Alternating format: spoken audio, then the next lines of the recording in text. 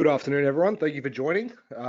We've my IT team has told me that we've got a great deal of attendees for today's webinar. So thank you so much for taking the time out of your busy day to have a chat with us and discuss, a couple of the stocks that we're taking a look at, particularly now in this quite tumultuous market environment.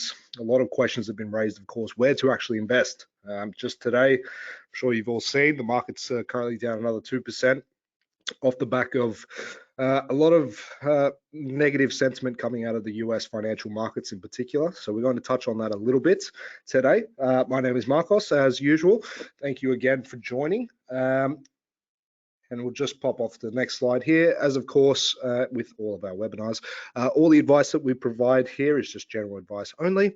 If you do require any sort of personal financial advice, please, you can also feel free to recruit us. But at a first step, please go see your personal financial advisor or broker. So just hitting onto the agenda for today, we're going to take a look at the market movers, what's been happening over the course of the last couple of weeks. A lot of interesting news coming out of the US, particularly, as I mentioned before. What we're looking at in 3 of our top stocks, how to actually mitigate this rising inflationary environment. This what we call the reserve banks of the world have tried to pull this inflation as what they call transitory. How it's essentially transitioning into a smaller state. However, we've seen in the last recent CPI results coming out of Australia in particular and of the US, while it is slightly slowing, there are another few concerns that make it seem like it's a bit more of a sticky situation. Something will be possibly going on for the next 6 to 12 months. So we'll touch on that a little bit as well. And then we're going to look at our portfolios, see how they're going, seeing how we rebalance and what we did and how we're achieving our result.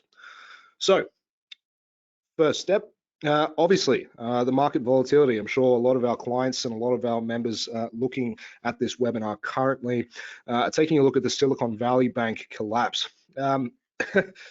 It's not well, it was purported as the second biggest US bank fail in history. Of course, number one would be Lehman Brothers. However, Silicon Valley Bank is not your really traditional bank. It's essentially a venture capitalist bank that provides private equity to a lot of technology companies that are based in Silicon Valley in San Francisco, obviously, as the name suggests. But a lot of these venture capitalist investments were also triggered to a lot of tech companies, a lot of crypto funds as well. And that, unfortunately, with the profit losses that they reported, induced a bank run, which is not something that you want to see, particularly in the supposed strongest economy in the world, particularly when it comes to the financial system. And that's really rocked it for the entire financial system internationally, not just, of course, in the US, but currently here in Australia as well, and over in Europe, particularly as well. So you can see here, just on the next slide. Yeah, so the Reserve Bank, I mentioned this a couple of weeks ago, which was pretty much as expected. The Reserve Bank raised interest rates back to 3.6%. That's obviously the highest level in 10 years, the 10th consecutive interest rate hike coming out of the RBA. And look, overall, very similar story to what's coming out of the US. And I've mentioned this a couple of times, but essentially the monetary policy coming out of the RBA is something that probably needs to be adjusted. And there was a bit of a dovish stance coming out of Philip Lowe's speech that he provided. I think it was an AFR business event the morning after the RBA rate decision, basically purporting that there is a possibility of taking a pause coming into next month in April, but that will of course depend on the CPI figures coming out. So CPI currently domestically in Australia did reduce. The headline inflation rate is still about 7.8%, but month on month for the month of February was about 7%. So it has slightly reduced. However, there are still a couple of headwinds coming out of this inflationary figures, because out of those numbers, the real estate market hasn't dropped as much as what was actually expected, which was quite surprising. However, core inflation, which of course takes out cyclical factors such as energy and things like that. Taking a look at that in particular, of course, because that's what's affecting the vast majority of individual consumers today, particularly groceries, consumer staples, all those sorts of things. So that is still not at not at a good level. So the target rate of inflation for the RBA is still sitting around that 2-3%, and very similar aggressive tones coming out of the RBA towards, similar to what the US Federal Reserve is doing. The US economy in particular, it's actually, the inflation rate is actually lower than ours. It's about 6%, which is interesting.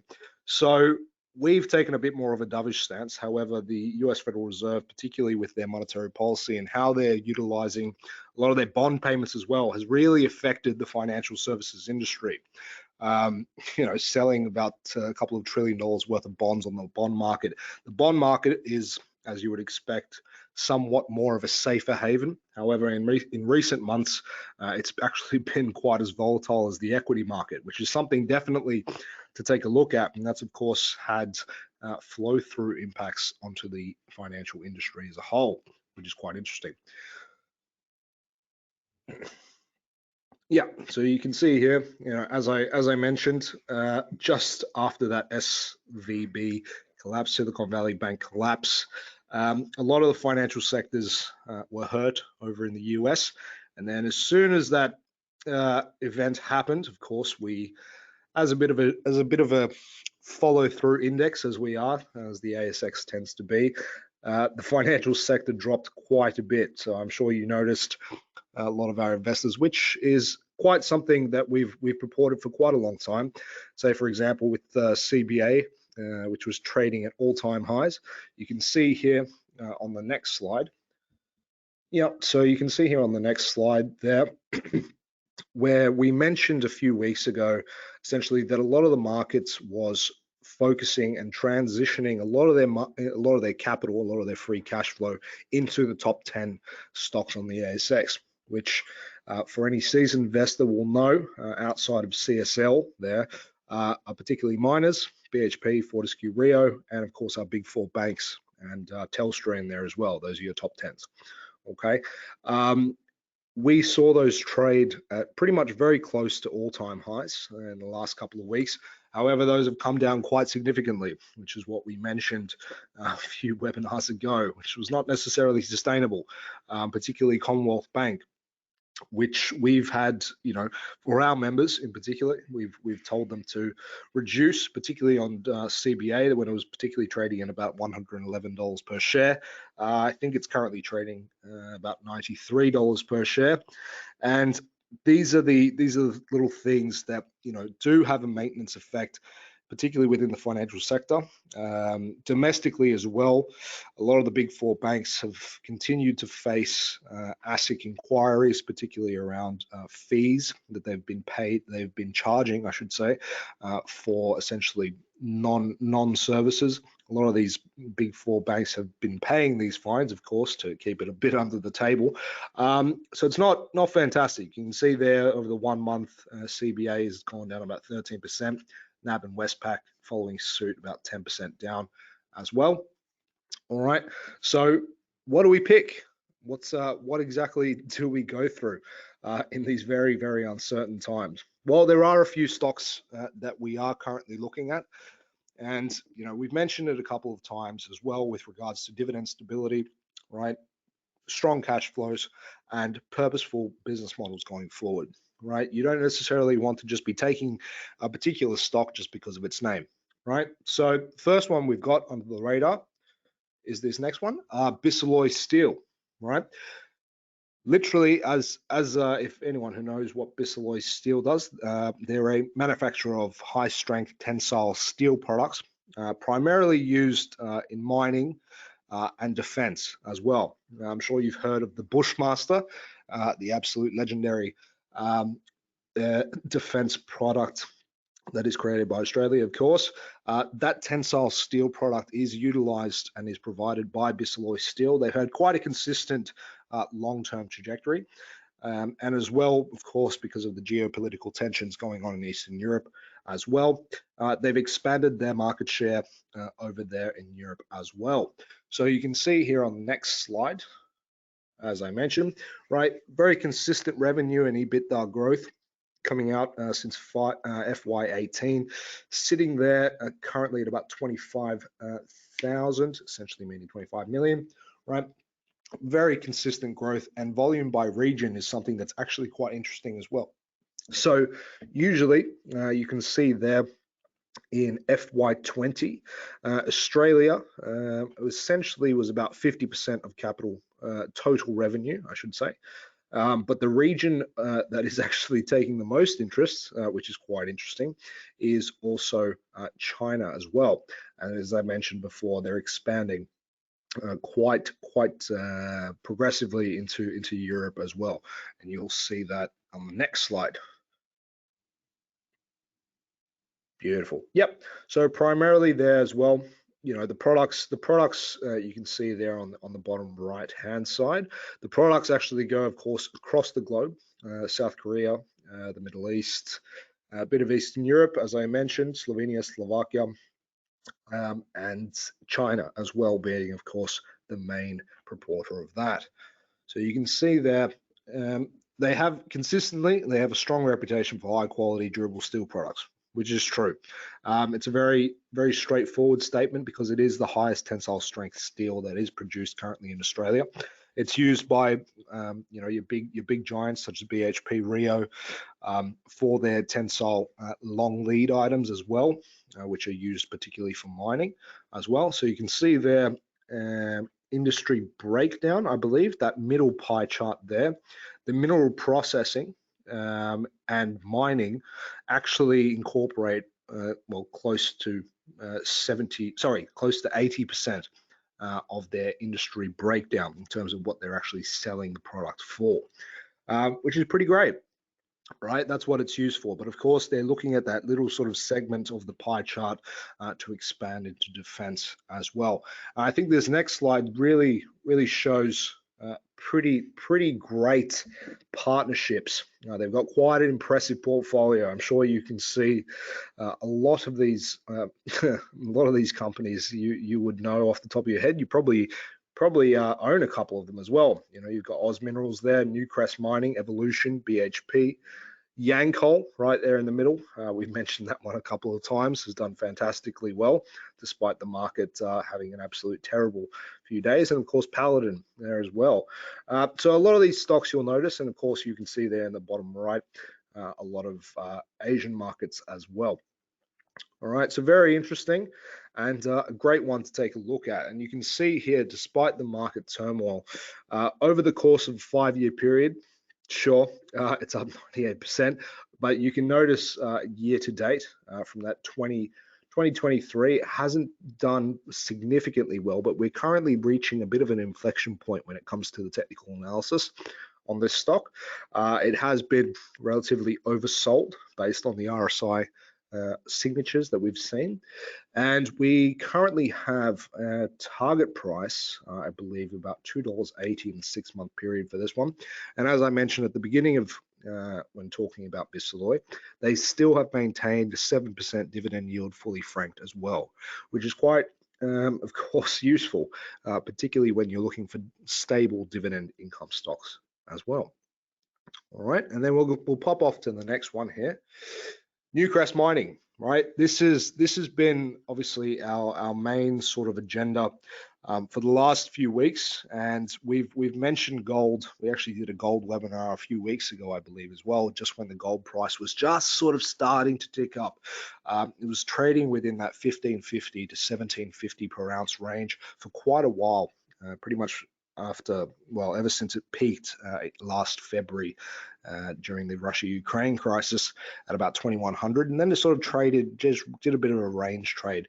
But now what we're seeing and what we've been, of course, telling our customers is to, of course, utilize that gold as an inflationary hedge, right? And that's worked quite well.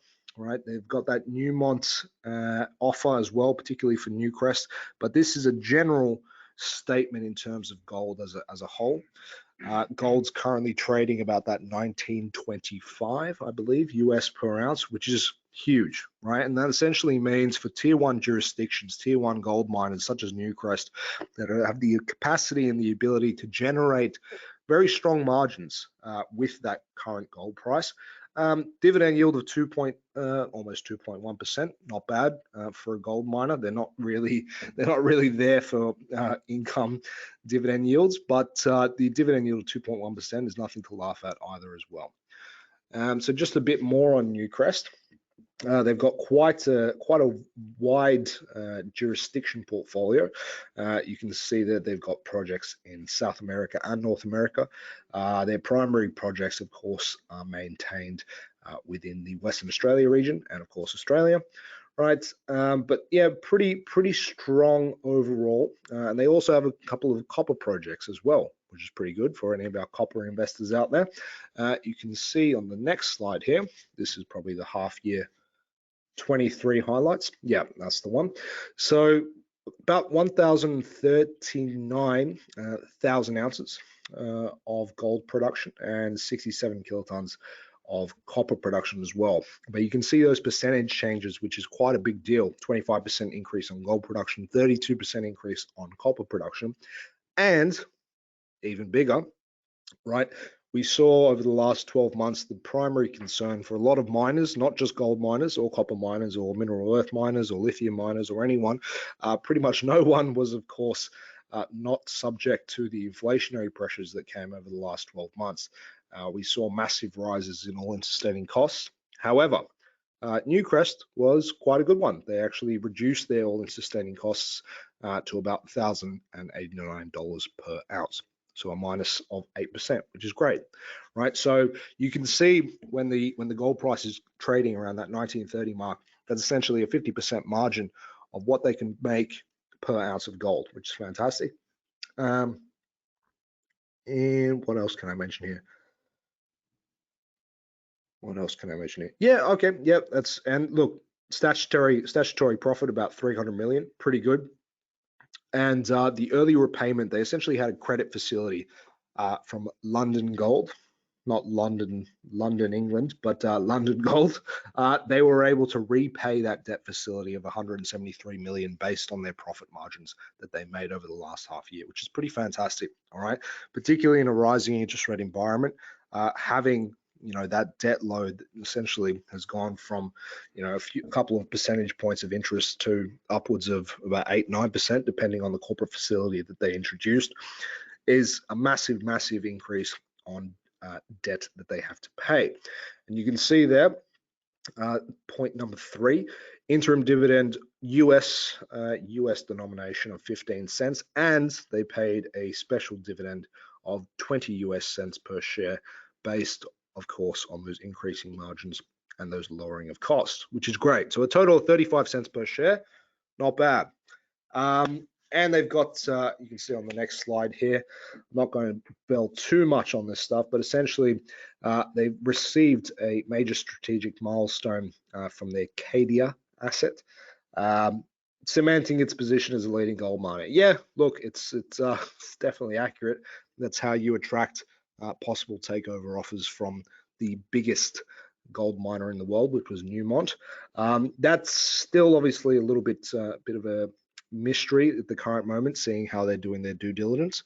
However, going forward, Newmont will still, and they have of course had previous takeover offers as well. So that is something that we're looking at quite closely as well for our members. And you can see here on the next slide, pretty good. Newcrest Mining has achieved about 19%, 18.7% in particular, year to date. That's probably a little bit high today because the only stocks that are going up today are gold stocks. So that's probably a little bit higher. But you can see this is essentially the relevance, despite, of course, trading previously at about that $27, $28 mark. They, of course, had that a little bit of a hemorrhage coming into last year, of course, doing that range trading of the gold price, but now we're seeing that uptick, and that's exactly right at that bottom there. That's exactly where we got our members, back into gold miners such as Newcrest, Northern Star as well. All fantastic, especially in a highly uncertain environment. Hopefully that all made sense. If you have any questions, of course, feel free to send your questions through to my IT team here that are managing the webinar. We'll be happy to handle those. The last stock we're going to talk about, bit of an interesting one, Codan. The first question you're going to ask me, of course, Marcos, what are you doing recommending tech stocks in a bear market? Yeah, I know. But Codan has done, obviously, over the last 12 months when tech stocks have been quite horrendously damaged. We've seen companies like ZipPay go from about $8 to about 47 cents. EML, Sezzle, all these tech companies who maintain on a particular performance portfolio and with a relatively significant debt burden, not performed well. However, Codan hasn't done too badly. They of course suffered from negative sector sentiment over the last 12 months. Over the last year, they of course haven't done well. But you can see here, just year to date, starting from, of course, January 23, gone up almost 30%. That'll be a little bit lower today. As I mentioned, I did I did those charts yesterday, but today it'll be slightly lower, but still 25% capital growth currently. Just year to date in the first few months of the year. Dividend yield has been maintained close to that 5% mark, particularly in the communication industry. Right, Codan manages a lot of military communication devices as well, and social devices as well, which we'll go into a little bit later. So you can see here the return to earnings growth. The first half, 2023, FY23 was about 211 million. Right, revenue was down from the previous corresponding period. Fair enough. However, that's relatively stable compared to a lot of the other tech stocks that have generated revenue, right? But the communications segment, which I mentioned before, the metal detection segment is also one of their prime revenue sectors. However, the communication sector has increased 16%, right? And this is not too dissimilar to what we were talking about with regards to Bisalloy Steel. Bisalloy Steel is focusing on that defense network, and the communication segment of Codan's technology is actually quite useful. It's high quality and is quite reliable as well. So that's why it's used via the government and a lot of military contracts as well, which is quite interesting. So you can see here as well, approximately 11% of revenue, right, in the metal detections and communication, right? But the engineering spend for the first half of FY23 has actually been maintained relatively well. So that's quite a good thing to look at, particularly with inflation being so high. All right, the only one I really want to touch on there. And of course, they've got a few different sectors as well. Particularly with MindLab. MindLab's actually quite a popular product, not just with commercial or wholesale suppliers or businesses, but they're actually pretty fun if you want to go looking for treasure detectors. Essentially, they're very high quality. If you're living out there in regional Australia, looking for a bit of gold or a little bit of rare earths, that would definitely be the one. They obviously haven't been expanding to quite a few retail markets as well. And of course, the communications sector as well. Just a little bit last one on the price action. As I mentioned, very similar growth trajectory, right? You can see over the last 12 months, not too fantastic, right? But since the start of 2023, right, a little bit of that tech sector sentiment and essentially what that means and what that is doing. The tech sector, of course, has been hemorrhaging for quite some time over the last 12 to 24 months. But now we're in a state of a recycle where investors and traders are looking at technology stocks that are still generating quite a substantial amount of revenue, low PE, and maintaining their costs and their debt. Right, Codan is one of those, and you can see that almost doing 30% year to date, which is pretty great. All right. I'm just going to touch a little bit on our portfolios as well, just for anyone who's interested. So you can see here our income portfolio, right, of course, is primarily towards generating a high dividend yield. Our top picks, right? I'm not going to tell you what the top picks are because that's only for our members. But our top pick, 18.5% so far year to date, right? And there are stocks there, of course, as you can see. It's not necessarily all buys, right? This is the service that's essentially attributed to people who come on board and taking a look at not just when to buy, but particularly in a market like this, when to take profit, when to sell, etc. Our next one's our growth portfolio. That one's a cracker. That's a little bit of our hidden gem there for our members. That our top selection on the growth portfolio when we recommended it back then has done about 74% year to date so far. Next one, mining portfolio. Usually our mining portfolio is actually something that's probably, well, it has been our best performer for the last few years. However, our mining portfolio has still done relatively well, particularly with inclusive of dividends. These results are also non-inclusive of dividends. So if you're looking for a high yield dividend portfolio, that's of course something that we manage as well. Great.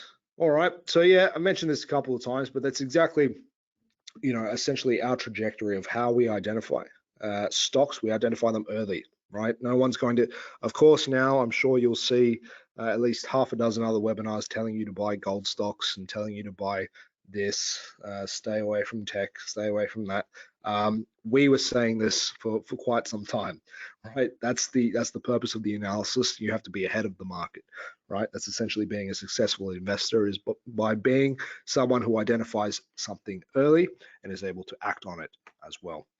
All right, and I'll touch on the last couple of things, how to invest, right? I've mentioned this throughout the webinar today, right? Focusing on healthcare and consumer goods being consumer staples, not consumer discretionary. Not saying that there aren't any good consumer discretionary stocks out there. Of course there are plenty. However, in the current market, you won't be taking a ride on them at the current moment. Consumer staples still maintaining quite well. We mentioned quite a few healthcare stocks as well over the last couple of months, which were a little bit downbeaten over the last over 2022, but have performed quite well as well. And again, as I mentioned, the dividend stability, right? Dividend stability is huge. Okay, it's massively huge.